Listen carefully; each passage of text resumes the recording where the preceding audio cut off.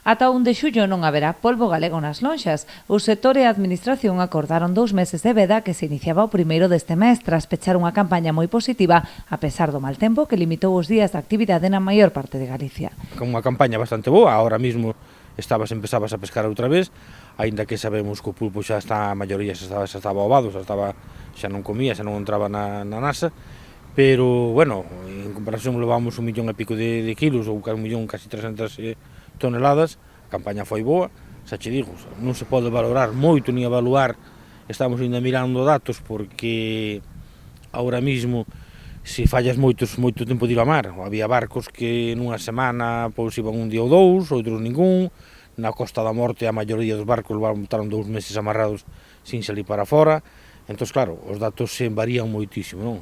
Xunto coas boas capturas, acompañou tamén o prezo, que oscilou durante toda a campaña entre os 10 e os 15 euros, axudando a levar a cotización total a preto dos 15 millóns.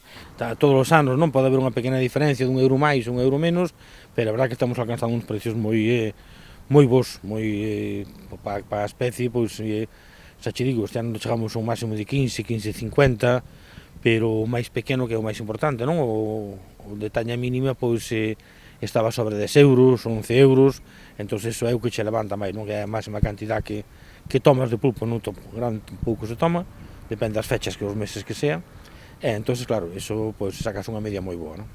As expectativas de cara á futura campaña tamén son optimistas. Abrirá 1 de xullo e durante os 2 primeiros meses a cota será de 35 kilos por embarcación e tripulante ao día, cun tope máximo de 240 kilos. A partir de 1 de setembro a cota subirá a 55 kilos por barco e tripulante, cun máximo de 380 kilos diarios. Incluímos xa no plan de andanasa para polvo, xa incluímos tamén o que é a raña, non a rañeira, mas incluímos tamén o que é o bicheiro, que non estaban regulados en ningún plan, e meteronse cando ao plan do pulpo, non?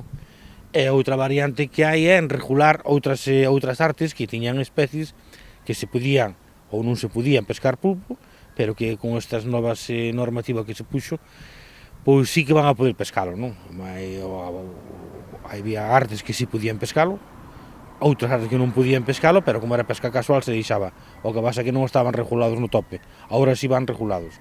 E puxose hasta un 20% da pesca que tes a bordo, ou 35 kilos por barco e día, como pesca accesoria. Eso nos meses de julio e agosto.